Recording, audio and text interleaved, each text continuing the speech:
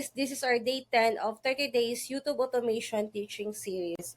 And into this video, tuturuan ko naman kayo mag-basic editing na kayang-kaya ng isang stay-at-home mom na kagaya ko. So kahapon, tinuruan ko kayo paano mag-generate ng audio and sinama ko si Heijen kung saan ito yung gagamitin kong video and voice-over generator ko. So kapag generate na ako at ilagay na natin siya dun sa video editing tools ko. So ano nga ba yung video editing tools na gamit-gamit ko? Ang gamit-gamit kong video editing tools ay ang Wondershare.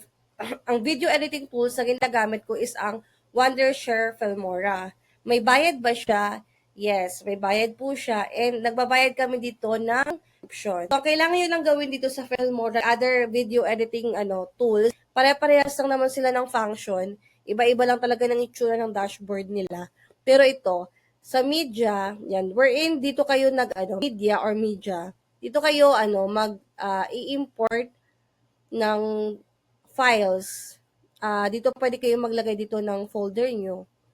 And then sa stock media naman is yan, pwede kayong kumuha dito. Hindi namin to pinakikialaman kasi meron kaming ibang audio, meron kaming background music na ginagamit kung saan nagsusubscribe din kami. For the titles, ayan, transition, erase nyo yan, effects, filters, sticker, and template. Next naman is, dito naman tayo mag-focus sa baba. Ano yung mga function nito? So ito, yan, di natin yung pinakikialaman. Ito, pag nabago to, ayan, pagka napindot nyo ng basta letter V lang, para ito yung tsura. Pag nakita nyo ganito yung tsura ng cursor. Yung ito ninyo, nagbago ng itsura, ibig sabihin na pindot nyo to dito, na accidentally pindot. So, ibahin nyo lang siya. Dito mo siya babalikan. Undo and redo, delete, scissor or cut. Ito naman mag-crop. Walay na yan. Quick text, pwede kayo mag-add. Dito lang din yan sa title. And then, so on and so forth. Ito din, pang zoom out, and zoom in. So, for now, para makita nyo yung process, mag-import tayo ng files, which is yung data natin. So, na siya. Gamit ang yung plus, para mapunta siya dito sa, pero pili mo tayo ng resolution, pinakamataas sa resolution ng pipiliin natin. So, ayan, naka-lit siya, di ba? Ito yun, pang zoom in and zoom out, para kitang-kita nyo. So, Windows, pindutin nyo yung picture. Ito, pindutin nyo to. Right-click, detach the audio. Para hindi magalaw yung audio, lock nyo.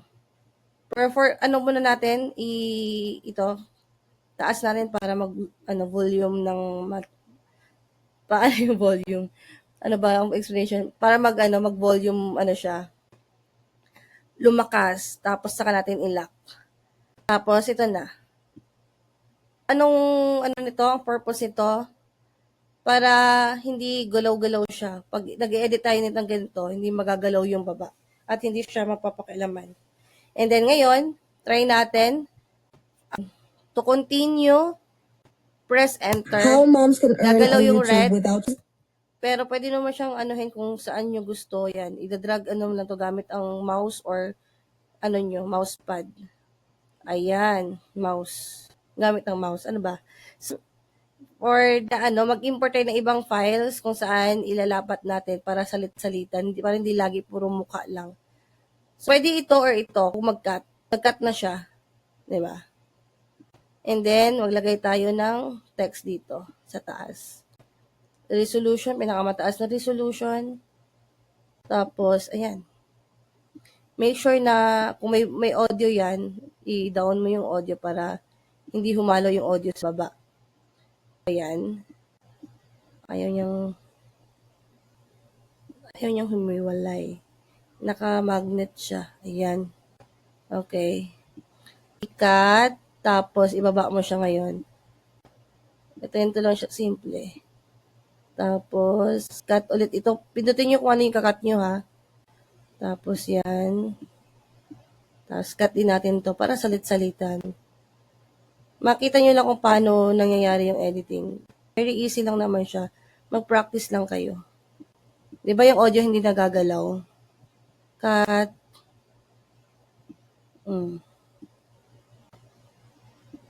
Diba? Tapos, nagamit na natin tong cut. Gamitin naman natin si text, si madalas. Text or ito, yung quick text. Diba? Tapos maglagay kayo dyan ng kung anong gusto nyo sabihin. Hello. Wait lang. Hello. Diba? May hello. Pwede kayo maglagay. Tapos ito naman sa itong cut na to, pwede kayo maglagay ng transition. Fade. Halimbawa ito, fade. Yan mo lang yan siya. Ilagay mo yan siya dito. Tapos, fade. Hindi. I-drag mo siya pababa. Ayaw niya. Wait lang. Ito nga natin. Ayun. May space siya kaya hindi siya magdikit. Ngayon, double click. Right click, delete. Para magdikit sila. Tapos, ayan. Diba? Paano nangyari yung transition? Earn without leaving your kids or pag walang transition, ganito yung tsura niya. Alone. As a fellow... Diba? Paglagay natin ng transition, halimbawa, itong dissolve, i-drag natin to pababa. Diba? Pag ayaw dumikit, ibig sabihin, i-zoom out nyo, ibig sabihin, hindi siya magkadikit. Kung ayaw pumasok, di ba kanina ayaw niya magitna, ganyan siya. Zoom nyo lang, para makita nyo kung baka may space. At home, mom. Diba? Para hindi siya masyadong boring kung puro mukha mo lang, mag-input ka na ng ibang files yon. Pixabay, sa Pixabay ko yan kinuha kung saan free footages yung makukuha nyo doon, hindi kayo maka-copyright. Ano pa bang ibang free footages sa sa Pixel? Ibang tools na natin, effects. Ayan, pwede kayong mag-add ng effects dito sa taas. Tingnan nyo yung tsura niya. Alone. As a fellow stay-at-home mom. Ayan. Hindi naman natin kailangan yan. Filters, kung gusto nyo ibahin yung gusto nyo ibahin yung tawag ito, ng lagyan nyo ng filter. As a fellow stay-at-home mom, ayan. Patong-patong lang yan siya dyan. And sticker, kung gusto nyo maglagay ng sticker, ayan.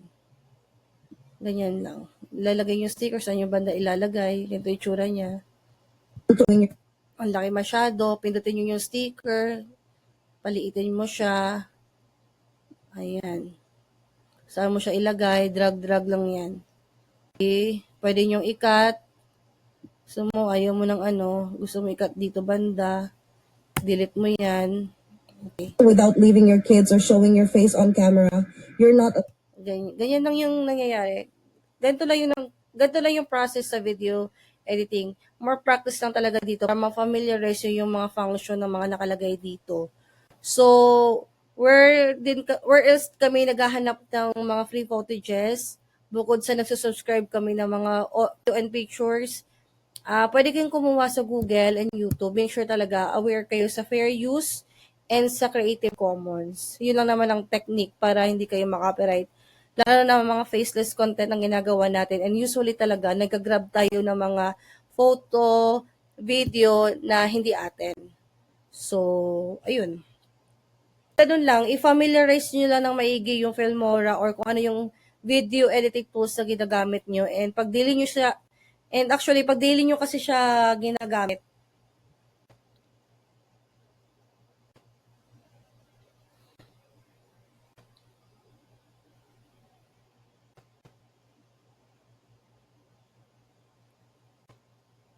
kasi mas mapafamiliarize mo yung yung dashboard niya. Mas madali na lang sa inyo yung pag-edit ng video. Hopefully may natutunan kayo ulit for today's video kung paano ang basic, paano nangyayari ang paano ang video editing. And hopefully, and see you tomorrow. Bye.